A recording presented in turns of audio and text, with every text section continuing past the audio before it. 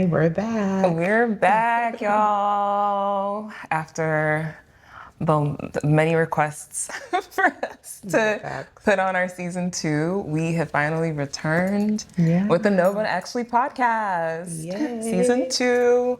And we've been away for a while, you guys. We have. We've been learning a lot. We absolutely have. And Life that's is... okay. Go ahead. No, it's good. And life has been happening. And so that's actually kind of what we're going to talk about. We're going to talk about things that we've learned since we've been gone. So, Yes. since we've been gone.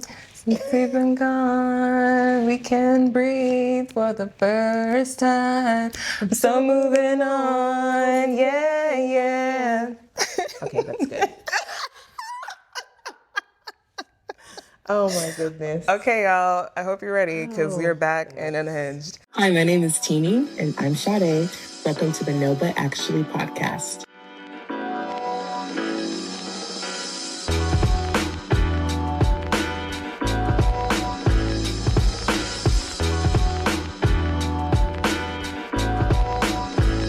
So, this episode, we are going to talk about the things that we learned since we've been gone. And we both kind of have 4 topics, I think, that we wanted to highlight. Some of them are going to overlap, but overall, we're just going to share our experience about what we've learned since we've been gone. It's probably going to be really funny because we've had a lot of fun experiences. We have. It's been a time. It has really been a time. So you want to start?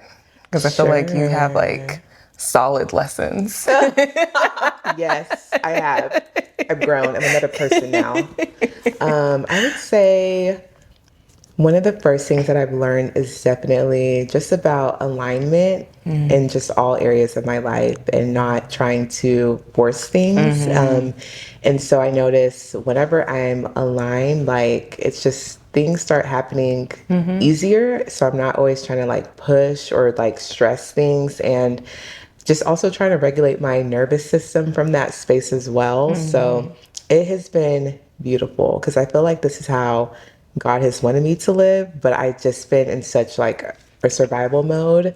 So now getting into this more relaxed space of alignment, just aligning with people, places, environments has just been wonderful. I cannot complain. And I feel more relaxed, more happy, better opportunities, better people around me, better environments. Like I'm grateful. What does alignment mean to you? Oh, wow.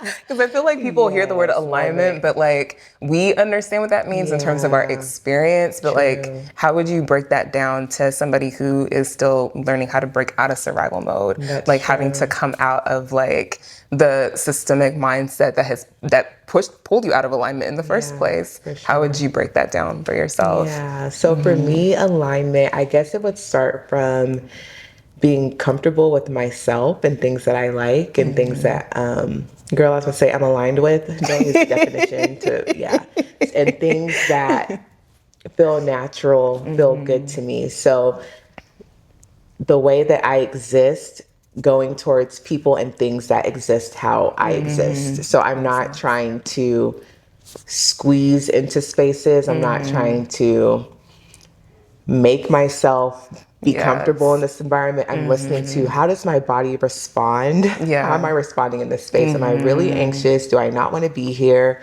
Am I trying too hard in this space? And so that type of energy, like I hate to be like, I'm really living off of vibes, but I am. Like seriously, I am, because I'm listening to my body. I'm listening to myself, because I feel like so much of the time I would like deny my feelings or almost gaslight myself to be like, no, you're fine. This is comfortable. This is great. Everyone wants this opportunity. So why are you mad? Okay, do you want this opportunity? Or are you just in this room or in this space because you should want this opportunity? So things like that, like what really aligns with me? Like what am I feeling? What am I vibing with? So I hope that explains somewhat. No, I think it does. I think it goes like to us, like we've had a lot of conversations about identity and like being true to that. And I think we are in a time in history, especially with our generation, a lot of things that have been shifting culturally, where people are willing to be more honest about the fact that they don't like the cultural norms. They don't like certain things. Like absolutely. we're just now like therapy, like last season we talked a lot about therapy. Therapy has become more normal, but even beyond therapy is just like, are you willing to be honest with yourself that you're not okay? Absolutely. Like, are you willing to be honest with yourself that you're not happy with your circumstances, or you're not happy, like people, like a lot of your world has really revolved around what other people's expectations are of you in this space. Like, are you willing to actually know who you are? And like, a lot of people are not willing to have that conversation honestly, so they're not aligned, but they don't understand why they're also feeling uncomfortable. Or they're not feeling settled, they're not feeling peace, they're not feeling like, you know, like they are where they're supposed to be, and something is clearly missing even though all the boxes are checked. So like, I think that's something that like we are still like, we're being pulled out of the matrix. We are. Oh, girl. I know. I'm trying to keep it cool, but you know, that's a good mention the Matrix not more than 4 times. I always give myself that little, don't say the Matrix more than 4 times. People don't think you off, girl. But it's the reality. No, facts. Like, we're being pulled out of like that space of just like, this is how you're being programmed to operate.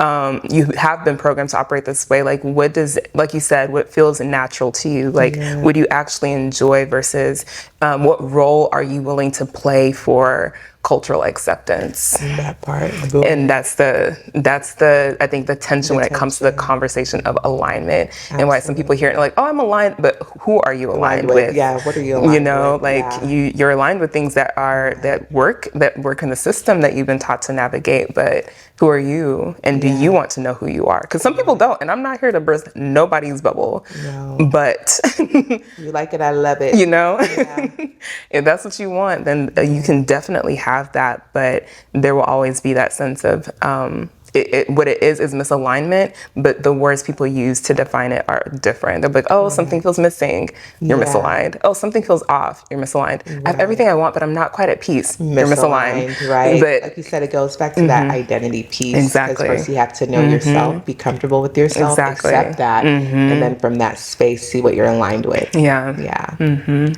Okay, what else did you learn?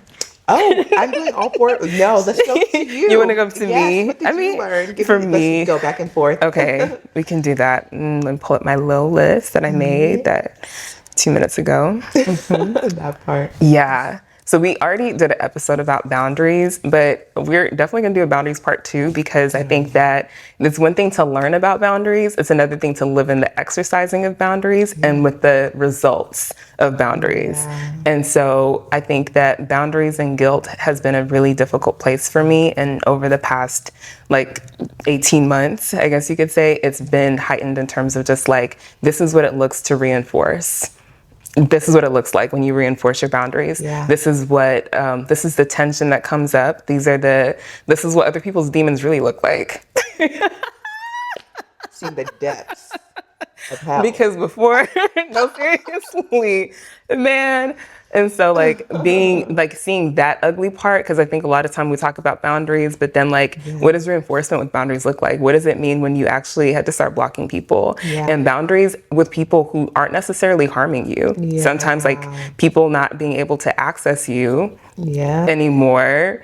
Like, I've never been a blocker. That's not my MO, you know? And like, this is a season where I'm learning, like, people just can't talk to you anymore. You can't have access to me. Yeah. And it's not because people are doing things wrong per se, or not even wrong, but like, there are some boundaries that are set because there is active malice that's going on. There are boundaries that are set because dynamics are so dysfunctional. People don't understand how to shift, or they are not okay with you changing. So manipulation and all kinds of things start coming into play.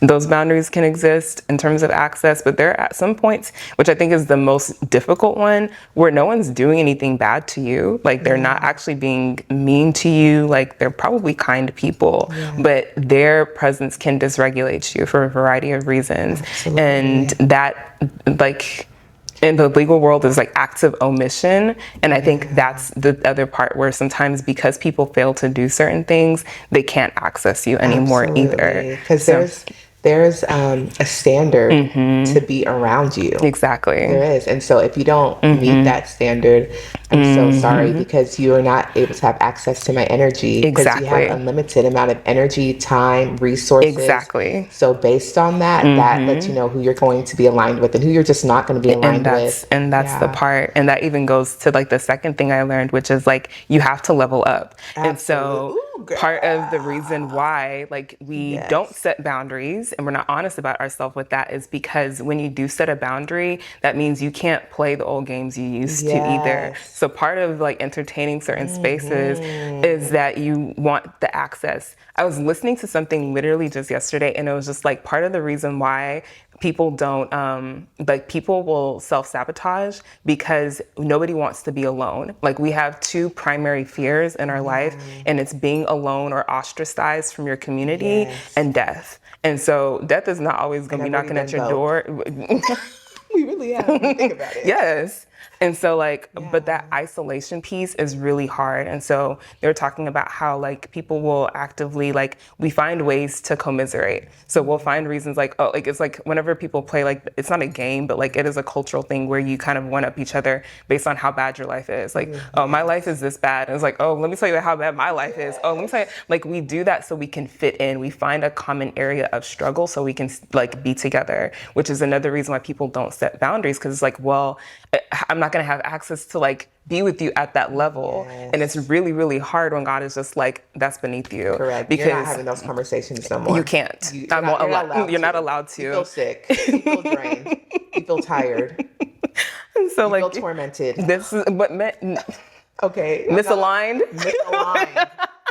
Like, what the? I need to get up out of here. You realize that people are not like, they're functioning in an ecosystem that you're bigger than. And I think that's the hardest part about leveling up, because you will go through a period where you're not going to be able to relate to people for a moment. You're not, your new tribe is not going to come the next day for some folks. And that's uncomfortable. And we don't like being by ourselves. Like I said, like science shows that that's one of the things we fear the most after, like beside death. You know? And so like being okay with that space where you have to be by yourself for a little while, you have to feel that space of being misunderstood. You have to feel that space of like actually sitting with your thoughts. Like you can't drown them out or distract yourself with people who will like encourage like old patterns of thinking and behaviors. Like this is a season globally, honestly, where God is really calling people to level up in a lot of ways. And if you don't level up, like it will show. You'll be NPC. Yeah, I don't know if everyone knows what that means. Exactly. You'll be left behind. I was gonna say it'll show that you're not leveling up, because there are a lot of people who are doing it naturally. Like it can look like a reinvention of self, but more than anything, it's just like shedding old ways of doing things and being willing to step into a new way of doing life, and also not being afraid of like.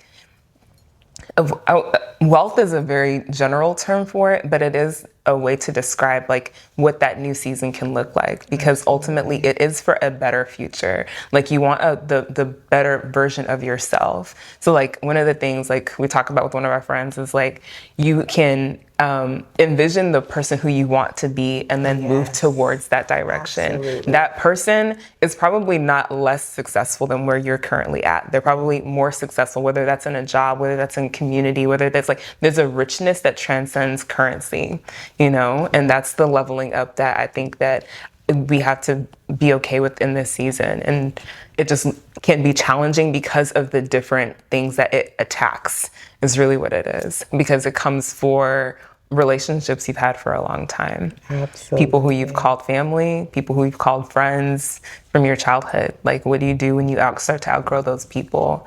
And that's where things start to show, because you have to make a choice. Remember that movie I told you I watched on the plane? Oh, that's gonna take a whole other. If you're curious, the movie is called I Saw the TV Glow. Yeah. For those who have ears to hear, they will hear. Yeah. And I'll just leave that there. All our points are gonna flow together. So literally my next one was, not everyone gets access to you. Yes. But I kind of already spoke on this a little bit, but like I said before, like we have a limited amount of time, we have a limited amount of energy, and God gave you an assignment to do. You have something that you're supposed to be doing. And so being having access to just everyone, anyone can call you whenever, can pull up whenever, you're hanging out with everyone whenever, like those can turn into distractions really quick and start to pull you out of alignment or out of place or slow you down. And so whenever you're aligned and you're moving with how God, I just have all of my little keywords, moving how God has told you to move, you're not going to have access to everyone. So some people, it can be like simple text messages are okay, but like meeting up, that's probably going to drain my energy. You know, I love meeting up with you, but whenever I come back, I'm exhausted. And now I got a million things to do and I can't. I got to recover for a week from hanging out with you. That's crazy. That's crazy. We're not supposed to hang out. Hello, how are you doing? Shut that conversation down and keep it moving. And it's not even like you're cutting off people. You're still talking to people. You're still engaging with people, but at what level? Yeah. I'm not going to let you tell me your whole life story. Not on today. I'm not going to let you tell me what happened 2 weeks ago. And now I'm over here having spiritual warfare trying to pray for you. Because that's real. When I told you to do, whenever I told you, gave you advice 2 years ago, and it's the same advice I'm giving you this year. Because that really be pissing me off. I'm praying for you. People out here catching whole diseases out of disobedience. I wish you the best. I'm praying for you. What's the prayer? Best of luck. All the best. Let me stop. This is giving me girl energy. But no, it's because, but literally because I start to notice that the conversation is a cycle. And once I start to notice anything in my life is a cycle, I have to press pause. Yeah. Literally, even with myself. If I notice like, oh my goodness, so real. This is the same friend with a different name. Oof. Jesus. I met you before. Because that was the lesson too. Girl. It was watching a cycle repeat. Once you see a cycle repeat, press pause immediately and seeing reevaluate. it repeat within 6 months. And then say, I am the problem. Oh my gosh. Okay. No, because that's so real. Literally. Oh my gosh. It's a test that's coming right back around. Are you going to pass or just keep going in the loop? And that's how you become an NPC, as when you keep going in the loop. So whenever you pause and say, well, how have I contributed to this? I've had this conversation before. A couple words have changed, but that's about it. Okay, I'm going to explain for people what NPC is in a way they can, if you don't know, because I feel like there are people here who understand because they're gamers, but like it is very relatable to life. So an NPC, what that stands for is a non-player character. So think about when you're playing a video game. There are characters in the game who have very specific lines that don't go beyond, here is your star, take your star. And like, that's the only lines that they have. Here is your star, take your star. And if you now try and have a conversation with that character, right? Here is your star, take your star. Like, and you can't be mad at a non-player character who only has 5 words as their script. If you've been given more words to say, you need to find people who can say more words. If you want to be one of those people who also says, hey, here's your star, take your star, you can. Say that too. You're allowed to say 5 words for the rest of your life. But in my personal experience, and I think others would agree, when you try to fit into a category that is beneath your office, beneath your giftings, beneath you as a person, you'll be misaligned. You'll feel that tension, you'll feel the frustration, and you'll try and say that this is who you want to be, but you won't have peace. Absolutely. And so that's why we say NPCs, because like that's what happens. I feel like sometimes like life can feel like a game at times, and some people are only meant to operate in certain places in your life, and they only have certain lines that they're supposed to say, and God may want more for them. God may want them to actually say more lines than that, but it's still a choice. And so you have to kind of acknowledge and meet people where they're at. You can't go and save people. Like, that is not your job. Just like thinking that way, because that is part of why that boundaries and access is so important, because we keep trying to pull NPCs along the journey and wondering why there's all this weight and this this frustration and Yes. confusion when you pull people out of Absolutely. their They're environment. at, because everyone has a Yeah. certain capacity. Exactly. And even with me saying NPCs, that's not a stagnant place. No, so I don't want to it's be like, you're an not. NPC. Like It you does can not not, have you don't to have to be. be an NPC. Like you can come out of that mode. You can Yes. always expand, heal, move on, Exactly. create a new narrative. You don't have to live the life or keep complaining about what happened when you were Yes. 5. Yeah. You don't, like, you can't live in that past space. You have to transcend. Okay, that happened when I was 5, but now Who am I because now? that happened to me, now I'm able to do this. Exactly. So it's really the beauty for ashes if Yeah. you're a Bible believer. So that means things that were so hurtful or so damaging, like turn that turn it around around. and make it fuel, Exactly. make it help it make you move forward, so you're not stuck in being a victim or hurt or Yes. just telling the same story. Hi, when I was 5, okay, you done told that story to. You sound like an NPC. You sound like That's NPC. a script. That's a script. You've said And that. that's We know.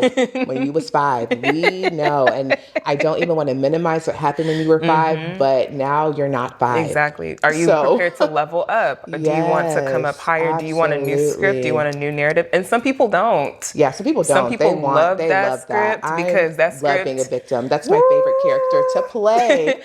They're perks with that gift. Yeah. There are people who will give you things when you operate in that Absolutely. mode. But when people recognize that it is a mode, they will leave too. So now you're on this cycle and you stay the same, but they're moving forward with their life. Absolutely. And so it's just a question of, do you want to move forward or do you want to keep rehearsing the same script? Absolutely. So yeah, that's the level, another part of leveling up too. Absolutely. So, yes. So I would say people not having access or just being aware of the way people are even accessing me and things like that. So I'm not necessarily like cutting everybody. Some people just got to be cut off, look. But I'm not necessarily cutting everyone off, but there's a level of interaction that we're allowed to have for what I'm called to do, because I'm not God. So I have a limited amount of energy, time, all the things. And so I have to, every day I have to wake up and see, how am I going to use this time? We're here on borrowed time. Yeah. Like, we're not rushing or running through life, but at the same time, I'm not going to be in a loop. I refuse to be in a loop. So if I even start to notice anything's trying to hold on to me, I am, no, I shake it off very quickly and move forward. And I grieve, like, it's sad. And I let myself be sad. I let myself grieve. I wanted access to this person. I love NPCs, Lord. But I have to move forward because I have to level up. Like Tini's saying, this is what I'm called to. So I cannot stay in this space. Yeah. I cannot talk to you for 5 hours about when you were 5. I can't do that anymore. So. Oh my goodness. Okay, girl, what's your second? Well, I already talked about my second, or but yeah, third, my third one yes. now. So I put down the art of standing in your authority. But I do want to kind of touch on the grief thing, because I feel like that's a thing that we learned as well, and just like giving yourself the space to feel your feelings, because the things that are happening in this season are very emotional across the board. Like every person I talk to in different countries, in different cities, in different states, like everyone's going through this process of upheaval in their personal lives, and it's remembering to feel your feelings and just kind of sit in that space of just like, this is happening and it makes me sad. It's okay to say that, because if you don't say it, then you don't want to be in a place of pretending like you're okay when you're not. So giving yourself the space to feel that. And I think that kind of ties perfectly into standing in your authority, because when you stand in your authority, what you're able to say is like, I understand who I am and I love who I am and I understand the gifts that God has given me, and I'm going to move in that. I'm not afraid of who I am. And if people are afraid of that, that is not something I have to carry. I continue to move, without worrying about that space, Absolutely. So that's something that's like a small version of authority, but like there's still more, and we definitely can talk about that in a different episode because there's a lot there. But like part of standing in your authority is just like, is not being afraid anymore, like fully stepping and being like, I love me, you know, like it really has, like, that's why the Bible says God is love, because like when you really love yourself and who you are, not titles, not, you know, like images or anything like that, like you love yourself enough to say like, that is uncomfortable. Like think of your inner child and like treating yourself like a precious baby. If that baby cries because something hurts it, you're gonna be like, don't touch my baby. Like you're very protective, like treating yourself with that level of protection elevates your authority accordingly. Okay. Absolutely. Your number 3. My number 3 is, okay. Your body tells the truth before you do. Yeah. Oof. Jesus. And so, like I said, I kind of mentioned before, like just gaslighting myself, just being like, no, I'm okay. I'm comfortable. Everything's good here. And I think you kind of talked about it before too, about, okay, all these boxes are checked. So I'm supposed to be great. This is good. This is the life I wanted. This is the life I prayed for. Is this the life you prayed for? Is this the life that you wanted? Because all the boxes are checked. And so just also just being like, my body knows. Like I will be so uncomfortable in a situation and I've trained myself to just override it. So now I'm going back to the space of being like, something's not right here. Even though everything looks good, something is not right. And it's not even the space is not right. It's me and this space is not right. Something here is not working. So I need to go back to like the words that we've been using, identity, alignment. I need to go back and investigate those things. And I feel like that's why we're even called to that wilderness season or that time of being alone, because you need to be able to process. You can't always be on the phone, always watching TV. We're constantly numbing ourselves, right? With distractions. Listen to the podcast, listen to the audiobook, listening to music. Have you sat quietly and been like, what is going on with me, inside me? Why was I uncomfortable in that space? Is this a pattern that I've seen? So that's where I'm like, is this a pattern? Because like I said, I am not, I am not. I will not do it again. I'm not doing it again. I'm passing this test and I'm on to the next. Like that is right. So I'm like, let me see, is this a pattern that I've noticed before in my life? What is happening in this space or with this person let me see. Because sometimes it's not even like a person is bad or a space that's bad. It's the combination of this all together. It's giving like sweat and then you're trying to put deodorant on top. Woof! Jesus. This is not a good combination. These two things don't go, you know? These two scents don't mix. Okay. Oil and water. You know? You could go real good with this or that, but these two things don't mix. I know my personality. I know how I flow, and I am not for everybody. And also being like, I'm okay that I'm not for everybody, and I'm okay that everyone's not for me. This part. You go do you over there. Yeah, that's okay. And I do me over here, you know? Okay. And so... so I would say, I don't even know what my point was. What was my point? I don't know, but it's okay. We'll revisit that in a moment. It was, my body can tell. Yes. Or I'm aware. So, and that's, listening to that space. Some people call it your gut, the Holy Spirit, whatever you want to call it. You know, trusting it. And, you know, that intimate. Staying aligned accordingly. Yeah. Okay, so my last thing that I learned is step into all your talents. Ooh, girl. Yes. And so, being able to like just acknowledge, like sitting that part of that isolation space, like being one with yourself, like it's part of it is integrating, right? I think because there's so much trauma that happens throughout life, we tend to fracture into different people and we are not fully integrated in ourselves to be like, no, this is who I am. And because we don't do that, we don't even know what we're good at. We don't know what we like. And some people literally wake up at 35 years old and be like, I like to dance. And they like never knew that about themselves, or I like to sing, or like music, or like, you know, they tap into like a creative space in themselves that was quieted because of culture, because of family, because people were trying to push into a place of societal alignment and not self-alignment. And so like when you sit down with yourself long enough and you can actually say, there's this thing that I really enjoy and I really want to be able to explore that. Those are the places that you're being called to like actually dig deeper into and really explore, because they actually will change other people's lives. So that's the fourth thing that I've learned this year. The last thing that I learned was joy is sacred. Yeah, And it's important. That's good. That's really and good. especially in this climate, with everything that's going on, like it's a weapon, it's a tool. Even if it's something little, like I'm going to drink this coffee and have this moment to myself. Yes. Like I'm going to be in the moment and enjoy this.